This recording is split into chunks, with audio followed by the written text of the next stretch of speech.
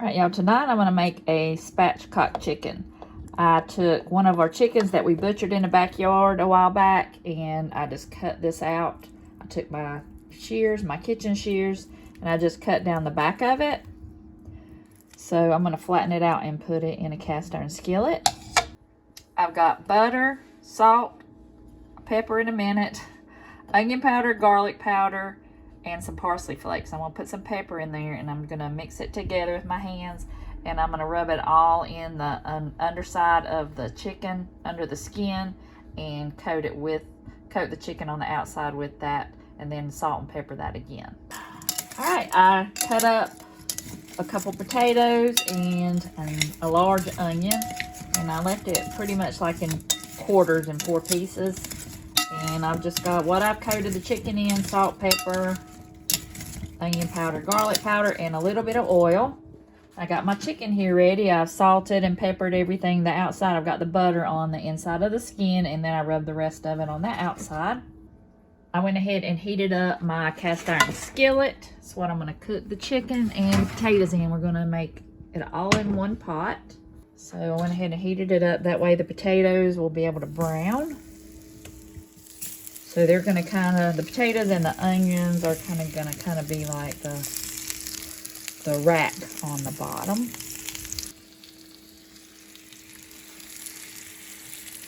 I'm just going to put the chicken.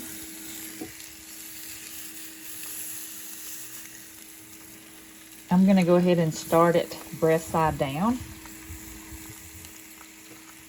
And that's it. Going to put it in the oven. It'll probably be in there for about 45 minutes when you spatchcock the chicken.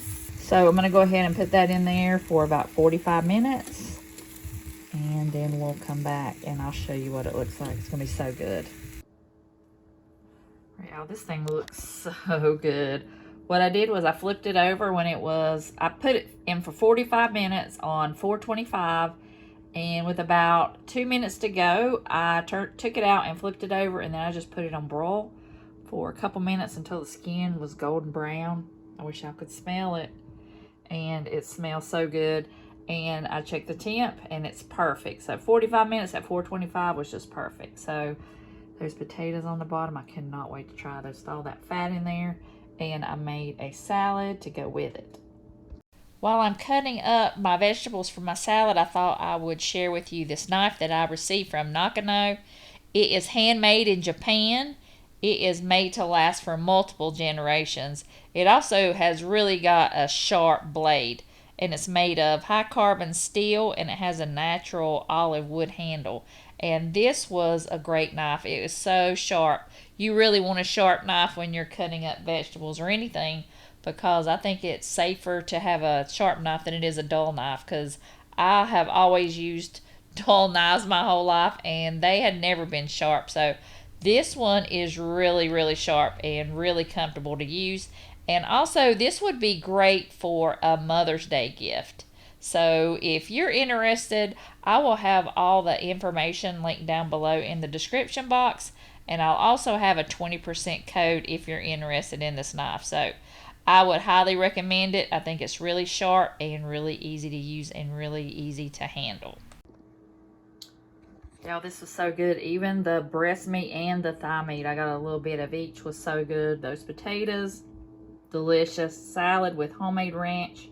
I'll probably eat these for breakfast in the morning, these potatoes, but they are so good. So this is what we're having tonight for dinner. Y'all got to try spatchcock chicken. All right, y'all, for dinner tonight, it is Tuesday, so we're going to have Taco Tuesday tonight. And what I'm going to do is I am going to fry my tacos. And I'm just mixing up my taco meat. I just use canned chicken. You could use rotisserie chicken. You could use ground beef if you want. All this is just chicken, taco seasoning, and I'm using some of my home canned. I use my home canned chicken. I use my home canned salsa, but you can use regular salsa. And I've got some water boiling back here. It looks kind of funny because I took some of the water out and put the broth from my chicken. So it'll give it a little bit of flavor. And I think this is the first time I'm making this rice. So next time I might put some taco or some, salsa in there. Because this is kind of like my rice that I like from that I buy from Walmart. I can't remember. I'll put the name down if I can remember it. But this looks like the same thing almost. It doesn't have the peppers in there, but this is from Aldi and it's pretty cheap. So I'm going to try this. I'm going to put the rice in. It's already smelling good. All right, I'm going to let it boil for a minute and then I'm going to let it simmer for about 25 minutes. So I'm going to turn this down onto low and just let that sit for about 25 minutes. And by then, everything else will be done. So in about 10 minutes, I'll go ahead and start on the tacos. I heated some oil in my skillet and I took that chicken taco mixture and put it in my corn tortilla with some cheese, and then I folded it over and I'm going to deep fry them until they're nice and golden brown. Fry them until they get brown on one side, and then I'm going to turn them over. And hopefully the chicken mixture doesn't come out. I did stack the tortillas on a plate and put it in the microwave and just microwaved them for just about 10 or 15 seconds, just so they're pliable and you're able to put the filling in there without them being really stiff. I noticed that you could really smell that corn flavor when it was time to flip them over, and that's what they look like. They look and smell really good. So I'm going to brown them on that side, and then I'm going to do the rest, and we'll try them.